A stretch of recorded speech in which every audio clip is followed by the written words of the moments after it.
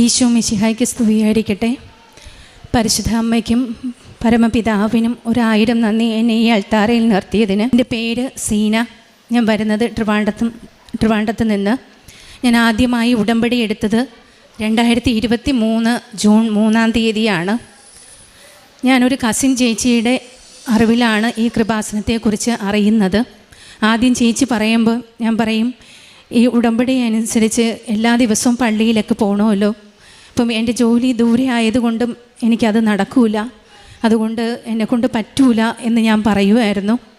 പക്ഷേ വീണ്ടും പല പ്രതിസന്ധികളും വന്നപ്പോൾ എന്തായാലും ഉടമ്പടിയിലൂടെ മാത്രമേ എനിക്കതിനൊരു പരിഹാരം കാണുകയുള്ളൂ എന്ന് മനസ്സിലാക്കിയിട്ട് ഞാൻ ഉടമ്പടി എടുക്കാനായിട്ട് ഈ 2023 ജൂൺ 3-ാം തീയതി ഇവിടെ വന്നു. ഈ ഉടമ്പടിയിൽ ഞാൻ വച്ച നിയോഗങ്ങൾ പലതും അമ്മ മാതാവ് സാധിച്ചു തന്നു. എൻ്റെ ചേച്ചി ആണ് അടുത്ത് നിൽക്കുന്നത്. 4 വർഷമായി ചേച്ചി വിവാഹം കഴിഞ്ഞിട്ട്. അതിൽ 42 വയസ്സായി ചേച്ചിക്ക്. മക്കളില്ലായിരുന്നു. അമ്മയോട് മധ്യസ്ഥം വച്ചതിൻ്റെ ഫലമായി ആദ്യത്തെ ഉടമ്പടി 90 ദിവസം പൂർത്തിയാകുന്ന അന്ന് ചേച്ചി കൺസീവായിട്ട് നമുക്ക് അറിയിപ്പ് കിട്ടി. എന്നിട്ട് 3 മാസം കഴിഞ്ഞ് അനോമലി ടെസ്റ്റ് ചെയ്യുമ്പോഴത്തേക്കും ഡൗൺ സിൻഡ്രം സസ്പെക്റ്റ് ചെയ്യുന്നുണ്ട്, റിസ്ക്കാണ്, ഈ ഒരു പ്രഗ്നൻസി മുന്നോട്ട് കൊണ്ടുപോകാൻ ബുദ്ധിമുട്ടാണ് എന്ന് ഡോക്ടർ പറയുകയുണ്ടായി. ഒരു ഉച്ചയ്ക്കാണ് ഹോസ്പിറ്റലിൽ നിന്ന് വിളിച്ച് ഈ കാര്യം പറയുന്നത്. ടെസ്റ്റ് കഴിഞ്ഞപ്പോഴത്തേക്കും അന്ന് ചേച്ചി ഡ്യൂട്ടിയിലായിരുന്നു. ചേച്ചി നേഴ്സായിട്ടാണ് വർക്ക് ചെയ്യുന്നത്. ഞാൻ ചേച്ചി ഡ്യൂട്ടിയിലായിരിക്കുമ്പോൾ ഞാൻ ഇങ്ങനെ വിളിച്ച് പറഞ്ഞു, ഹോസ്പിറ്റലിൽ നിന്ന് ഇങ്ങനെ പറഞ്ഞിരിക്കുന്നു, അപ്പോൾ ഇന്ന് തന്നെ ടെസ്റ്റ് ചെയ്യാൻ പോകാനാണ് പറഞ്ഞിരിക്കുന്നത് എന്ന്. അങ്ങനെ ചേച്ചി ഡ്യൂട്ടി കഴിഞ്ഞ് നേരെ ടെസ്റ്റ് ചെയ്യാനായിട്ട് ഹോസ്പിറ്റലിലേക്ക് പോയി. അന്നേരം ഞാൻ മാതാവിനോട് കരഞ്ഞു പ്രാർത്ഥിച്ചു, ഇന്നത്തെ ഒരു ദിവസം എനിക്ക് തരണം, നാളെ ടെസ്റ്റ് ചെയ്യാം. നാളെ ടെസ്റ്റ് ചെയ്യുമ്പോൾ അമ്മ മാതാവ് അവിടെയും അത്ഭുതം പ്രവർത്തിക്കുമെന്ന് ഞാൻ ഉറപ്പായിട്ടും വിശ്വസിച്ചു. ഇന്നത്തെ ഒരു ദിവസം ആ ടെസ്റ്റ് ഒന്ന് എനിക്ക് മാറ്റിത്തരണമേ എന്ന് അന്ന് രാത്രി 12:30 കഴിഞ്ഞിട്ടും രാത്രി മുഴുവനും ഞാൻ കരഞ്ഞത് പ്രാർത്ഥിച്ചു. തൽഫലമായി ചേച്ചി ഡോക്ടറെ കണ്ടു കഴിഞ്ഞു. ഡോക്ടർ പറഞ്ഞു അന്ന് എന്നെ ചെയ്യണമെന്ന് പറഞ്ഞു. പക്ഷേ ലാബിൽ പോയപ്പോൾ അവർ പറഞ്ഞു ഫ്രഷ് ബ്ലഡ് തന്നെ വേണം, അതുകൊണ്ട് മോർണിംഗിൽ തന്നെ വന്നാൽ മതി, നാളെ രാവിലെ വന്നാൽ മതി എന്ന് പറഞ്ഞു. അമ്മ മാതാവിന് ഞാൻ 1000 നന്ദി പറഞ്ഞു, ഒരു ദിവസം എനിക്ക് നീട്ടി കിട്ടിയതിന്. പിറ്റേന്ന് രാവിലെ ചേച്ചി ടെസ്റ്റിന് പോകുമ്പോഴും ചേച്ചിയുടെ വയറിൽ ഞാൻ ഉടമ്പടി തൈലം പൂശിയാണ് വിട്ടത്. അങ്ങനെ ടെസ്റ്റ് കഴിഞ്ഞു. 7 ദിവസം കഴിഞ്ഞിട്ടാണ് അതിൻ്റെ റിസൾട്ട് വരിക. ആ റിസൾട്ട് വന്നപ്പോഴത്തേനും അത്ഭുതകരമാം, ഒരു റിസ്ക്കും ഇല്ല. അങ്ങനെ ഡൗൺ സിൻഡ്രത്തിൻ്റെ ഒരു കാരണവും കാണുന്നില്ല. ഈ പ്രഗ്നൻസി തുടരാമെന്ന് ഡോക്ടറിൽ നിന്ന് നമ്മൾ അറിയുകയുണ്ടായി. പക്ഷേ ഡോക്ടർക്ക് തന്നെ അതിശയം, ഈ റിസൾട്ട് എന്താണ് ഇങ്ങനെ ആയതെന്ന്. 2 റിസൾട്ടും പലതവണയും മറിച്ച് നോക്കി. എന്നിട്ട് ഡോക്ടർ പറഞ്ഞു, ഇതിൻ്റെ സ്പെഷ്യലിസ്റ്റ് വേറൊരു ഡോക്ടറുണ്ട്, മെഡിക്കൽ കോളേജിലാണ്, അവിടെ പോയി കാണണമെന്ന് പറഞ്ഞു. വീണ്ടും ഈ 2 റിപ്പോർട്ടുമായിട്ട് ആ ഡോക്ടറെയും നമ്മൾ കണ്ടു. ആ ഡോക്ടർ ആദ്യം ഈ റിപ്പോർട്ട് കണ്ടിട്ട് ചോദിച്ചു, എന്തിനാ എൻ്റെ അടുത്ത് ഇത് കാണാൻ വന്നത്? അന്നേരം നമ്മളിങ്ങനെ പറഞ്ഞു, നേരത്തെ കണ്ടുകൊണ്ടിരുന്ന ഡോക്ടർ ഇങ്ങനെ പറഞ്ഞു അതുകൊണ്ടാണ് വന്നതെന്ന്. അപ്പോൾ ഡോക്ടർ പറഞ്ഞു, ഇതിലൊരു കുഴപ്പമില്ല, 99% നിങ്ങൾക്ക് ഈ ഒരു പ്രഗ്നൻസി കണ്ടിന്യൂ ചെയ്യാം, അബോർട്ട് ചെയ്യേണ്ട ആവശ്യമൊന്നുമില്ല എന്ന്. അങ്ങനെ നമ്മൾ ആ അമ്മ മാതാവിൽ വിശ്വസിച്ചുകൊണ്ട് തന്നെ മുന്നോട്ട് പോയി. അത് കഴിഞ്ഞ് ഡെലിവറിക്ക് 1 ആഴ്ച മുന്നേ ചേച്ചിക്ക് മാതാവിൻ്റെ സുഗന്ധം അനുഭവിക്കാനായിട്ട് സാധിച്ചു. ചേച്ചി വിചാരിക്കുന്നു, ഇവിടെ ആരും ഇപ്പം സ്പ്രേ ഒന്നും ചെയ്തിട്ടില്ലല്ലോ, പിന്നെ എന്താണ് ഇങ്ങനെ, സ്പ്രേക്കും ഇതല്ലല്ലോ ഒരു സ്മെല്ല്, അത്രയ്ക്കും ഭയങ്കരമായിട്ടുള്ളൊരു സുഗന്ധം ചേച്ചിക്ക് അനുഭവപ്പെട്ടു. അതിലൂടെ നമ്മൾ പൂർണ്ണമായും വിശ്വസിച്ചു, ഒരു കുറവും ഇല്ലാതെ നമുക്ക് കുഞ്ഞിനെ കിട്ടുമെന്ന്. അങ്ങനെ ഡെലിവറി കഴിഞ്ഞു. എല്ലാ ടെസ്റ്റുകളും അവർ നടത്തി. പ്രത്യേകിച്ച് 42 വയസ്സ് ഏജും ഉണ്ട്. അതുകൊണ്ട് എല്ലാ തരത്തിലും നോക്കി, ഒരു കുറവും ഇല്ല. അവയാണ് ഇപ്പോൾ നിങ്ങളുടെ മുമ്പിൽ നിൽക്കുന്നത്. 10 മാസമായി ഒരു ബുദ്ധിമുട്ടുമില്ലാതെ വളരെ ആരോഗ്യവതിയായിട്ടുള്ള മകളായിട്ട് വളർന്നു വരുന്നു. അമ്മ മാതാവ് സഹായിച്ചതിന് 1000 നന്ദി. അടുത്തതായിട്ട് എൻ്റെ വീട്ടിലും എനിക്കും പാമ്പിൻ്റെ ഭയങ്കര ശല്യമായിരുന്നു. യഥാർത്ഥത്തിൽ ഞാൻ ഉടമ്പടി വരാനും ഒരു കാരണം ഈ പാമ്പിൻ്റെ ശല്യമാണ്.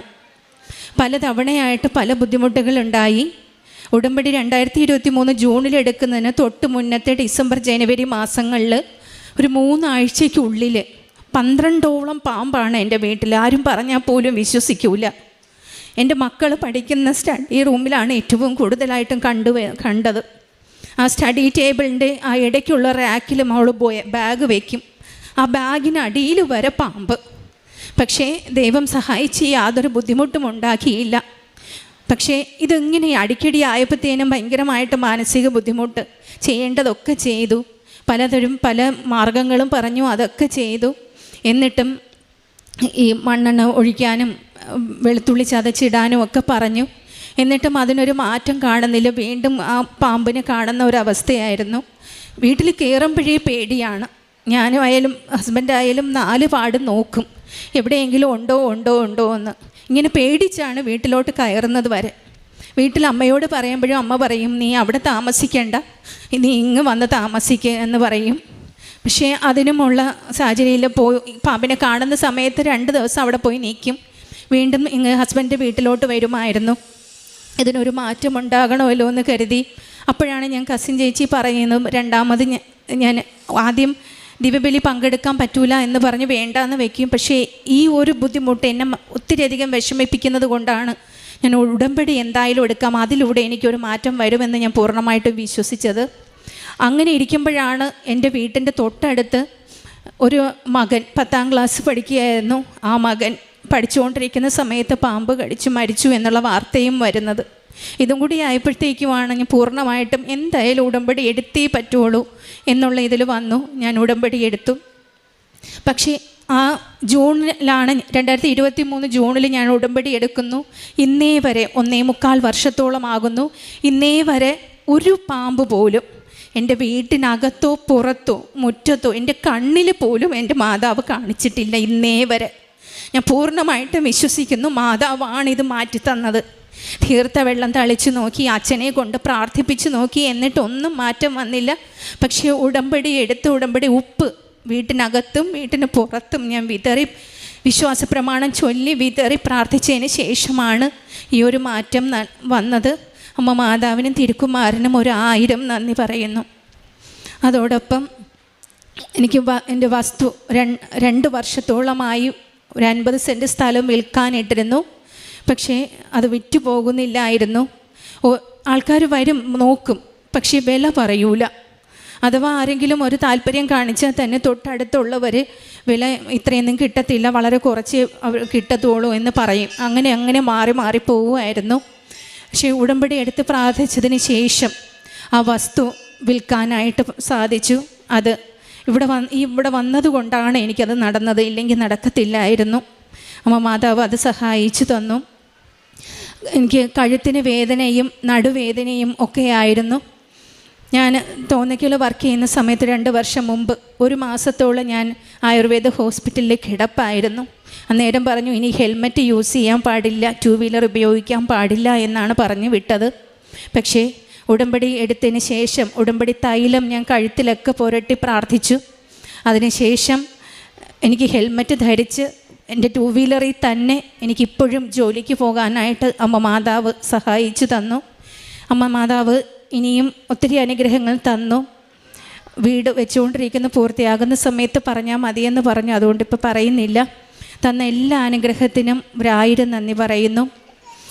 എൻ്റെ പ്രേക്ഷിത പ്രവർത്തനങ്ങൾ പത്രം, കൃപാസന പത്രം ക്രൈസ്തവരുടെ ഇടയിലും അക്രൈസ്തവരുടെ ഇടയിലും വിതരണം ചെയ്തിട്ടുണ്ട്. അതിൽ ഞാൻ കൊടുത്തതിൽ തന്നെ ഒരു CSI പള്ളിയിലെ എൻ്റെ കൂടെ വർക്ക് ചെയ്യുന്ന ടീച്ചർ തന്നെ വന്ന് ഒരു മോൾക്കൊരു അസുഖം കാരണം ഇവിടെ വന്ന് തന്നെ പ്രാർത്ഥിച്ച് ഉടമ്പടി എടുത്ത് അവർക്കും സൗഖ്യം കിട്ടി മോക്ക്. അതുപോലെ 2-3 പേര് ഇവിടെ വന്നിട്ടുണ്ട്. കാരുണ്യപ്രവർത്തികൾ വൃദ്ധസദനത്തിൽ എല്ലാ മാസവും പോകും, അവരെ സന്ദർശിക്കുകയും അവർക്ക് ഡ്രസ്സ് വാങ്ങിക്കൊടുക്കുകയൊക്കെ ചെയ്തു. ഡിസേബിൾഡ് ആയിട്ടുള്ള അഗതി മന്ദിരങ്ങൾ സന്ദർശിച്ചു. അങ്ങനെയുള്ള ചോറ് പൊതി കൊടുക്കുന്നതിലും ഒക്കെ ചെയ്തിട്ടുണ്ട്. കൂടാതെ എൻ്റെ ആത്മീയ ജീവിതത്തിൽ ഞാൻ നമ്മൾ കത്തോലിക്ക ഫാമിലി തന്നെയാണ്, പപ്പ ഉപദേശിയാണ്. അത്രയും ഒരു ബാക്ക്ഗ്രൗണ്ടിൽ വളർന്നിട്ട് പോലും എൻ്റെ ഈ ജോലി തിരക്കും പലതും കാരണം 4 വർഷത്തോളം കുടുംബ പ്രാർത്ഥനയിൽ മുടക്കം വരുത്തിയിട്ടുണ്ടായിരുന്നു. ഉടമ്പടി എടുത്തതിന് ശേഷം ഒരു ദിവസം പോലും മുടങ്ങാതെ, അഥവാ സമയം ലേറ്റായി പോയാലും ഒരു ദിവസം പോലും മുടങ്ങാതെ എനിക്ക് കുടുംബ പ്രാർത്ഥന എത്തിക്കുവാൻ എനിക്ക് അനുഗ്രഹം ലഭിച്ചു. അതോടൊപ്പം എൻ്റെ ഭർത്താവ് ഇടയ്ക്കിടയ്ക്ക് ഞായറാഴ്ചകളിൽ പള്ളിയിൽ വരില്ലായിരുന്നു. ഉടമ്പടി എടുത്തതിന് ശേഷവും അതും കൃത്യമായി വരാനായിട്ട് സാധിക്കുന്നുണ്ട്. വചനം വായിക്കണമെന്നുണ്ടെങ്കിലും കൃത്യമായിട്ട് എല്ലാ ദിവസവും നടക്കാറില്ലായിരുന്നു.